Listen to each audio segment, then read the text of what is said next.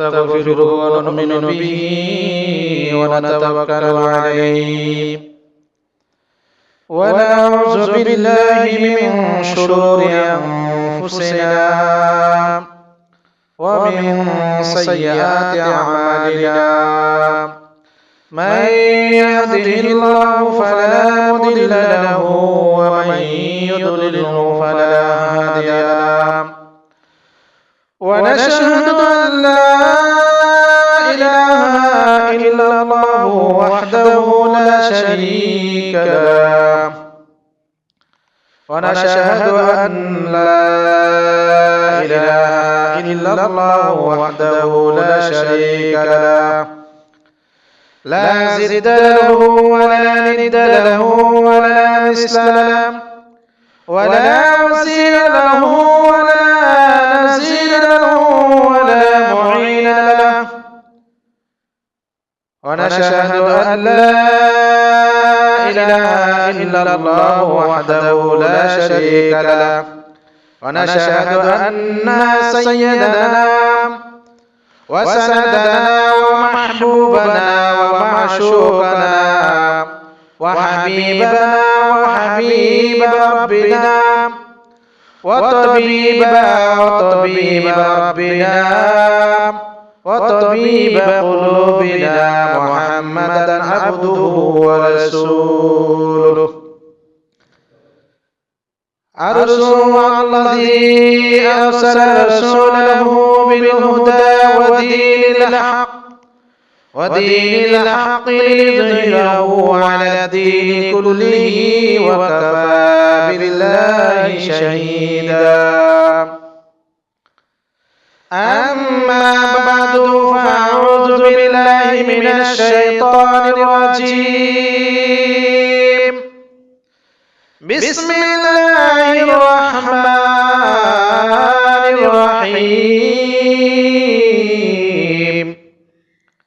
يا أيها الذين آمنوا أطيعوا الله وأطيعوا الرسول وقال رسول الله صلى الله عليه وسلم الدعاء هو العبادة أو كما قال عليه الصلاة والسلام إن الله وملائكته يصلون على النبي يا أيها الذين آمنوا صلوا عليه وسلموا تسليما شكرا اللهم صل على محمد وعلى آل محمد كما صليت على إبراهيم وعلى آل إبراهيم إنك حميد مجيد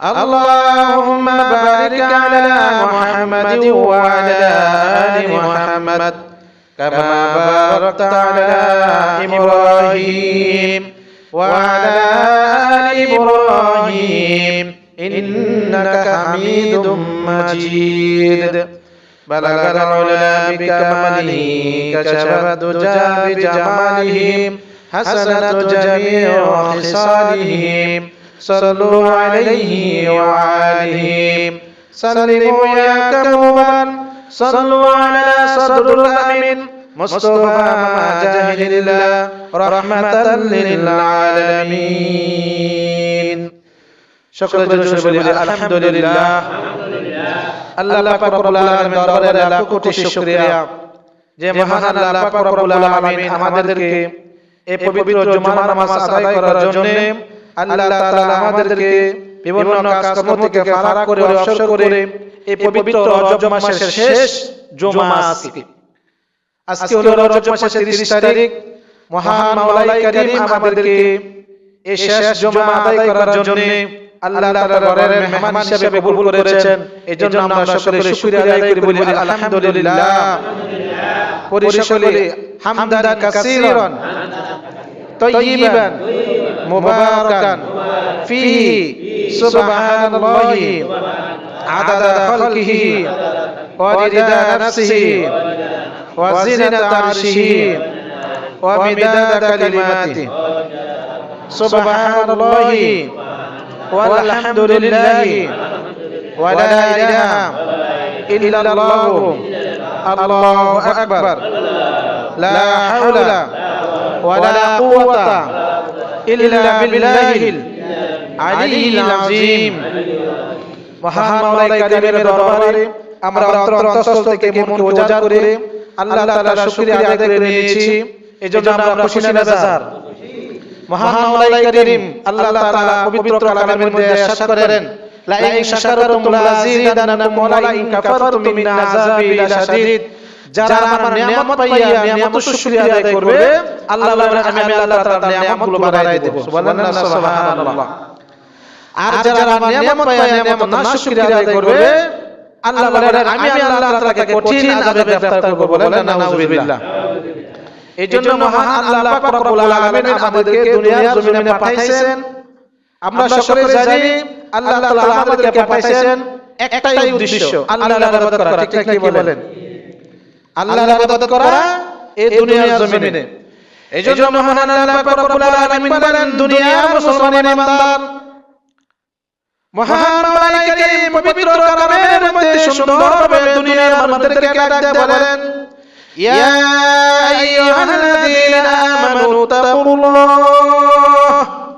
হে দুনিয়ার মুসলমান ইমানদার, তোমরা আল্লাহকে ভয় করো।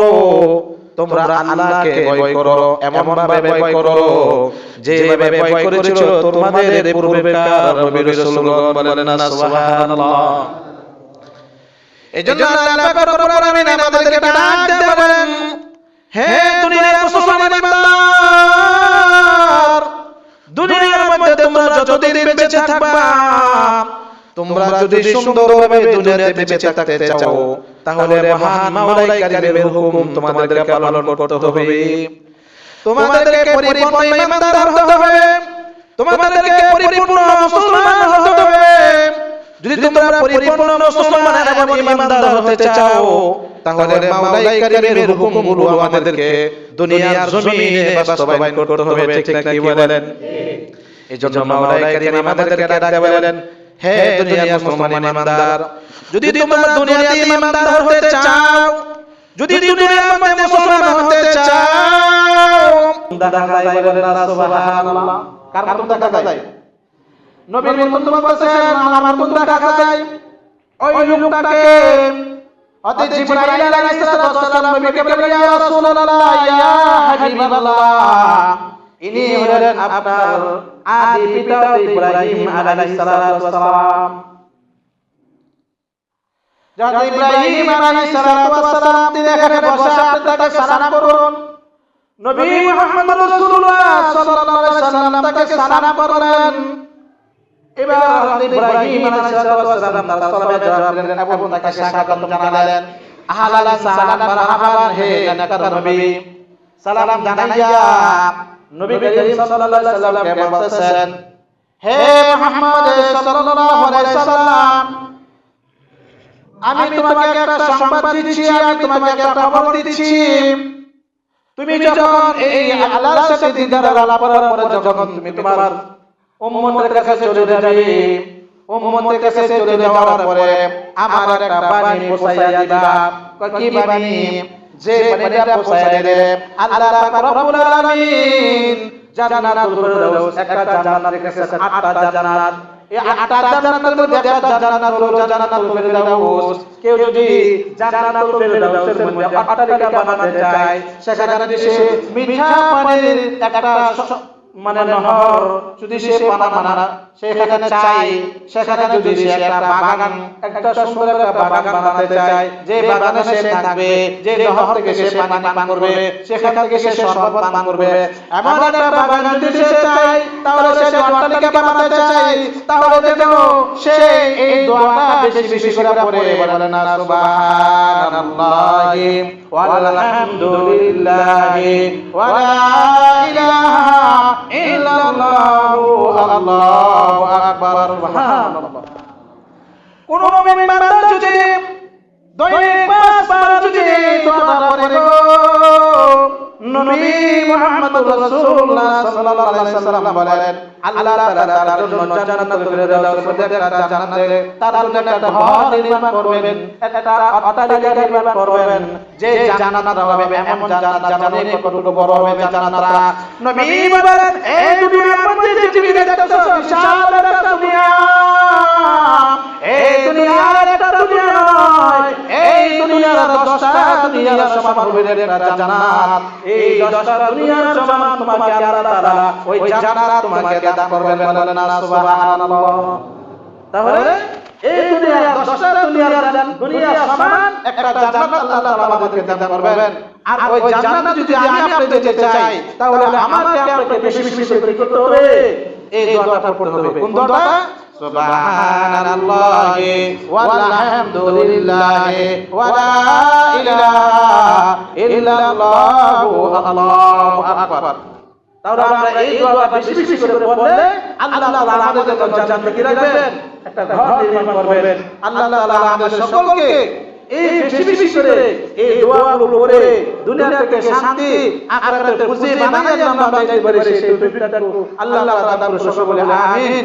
এতক্ষণ যা বললাম শুনলাম, আল্লাহ তাআলা আমাদেরকে আমল করে যাইতে পারি, সেই তৌফিক আল্লাহ দান করুন, সকলে বলে আমিন। ওয়া আখিরু দাওয়ানা আলহামদুলিল্লাহ।